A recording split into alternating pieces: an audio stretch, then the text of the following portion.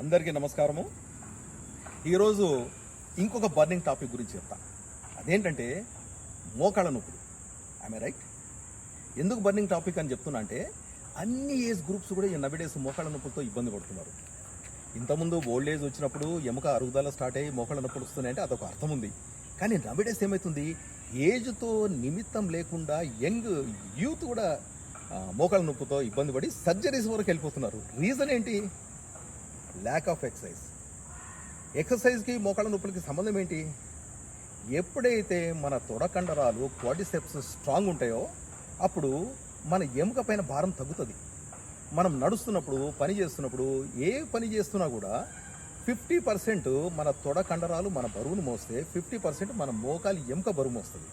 ఎప్పుడైతే మన తొడకండరాలు వీక్ అవుతాయో అప్పుడు ఏమవుతుంది, మన మోకాలి యొక్క ఎముక అరుగుదల స్టార్ట్ అయ్యి ఆస్టియోఫోరోసిస్, ఆస్టియో ఆర్థరైటిస్ స్టార్ట్ అవుతుంది. స్టార్ట్ కావడం వల్ల నెక్స్ట్ కీళ్ళ నొప్పులు, మోకాళ్ళ నొప్పులు. తర్వాత దయచేసి మిత్రులారా, లిఫ్ట్ వాడకండి, ఎస్కలేటర్ వాడకండి, మెట్లు వాడండి. మోకాళ్ళ నొప్పులు లేని వాళ్ళు, మోకాళ్ళ నొప్పులు ఉన్నవాళ్ళు, లేని వాళ్ళు కూడా చేయదగ్గ కొన్ని ఎక్సర్సైజ్ నేను చూపిస్తాను. Okay, thank you.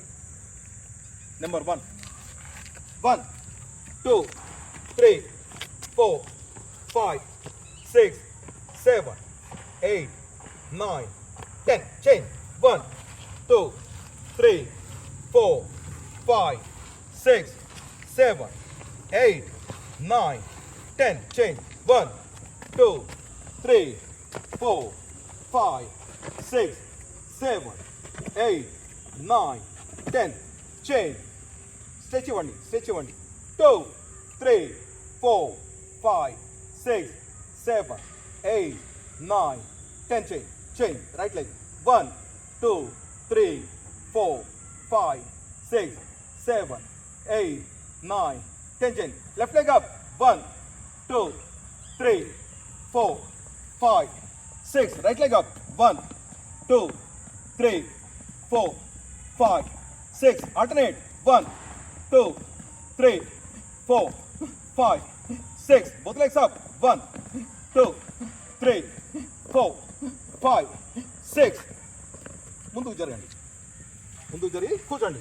1 2 3 4 5 6 7 8 9 10. Thank you.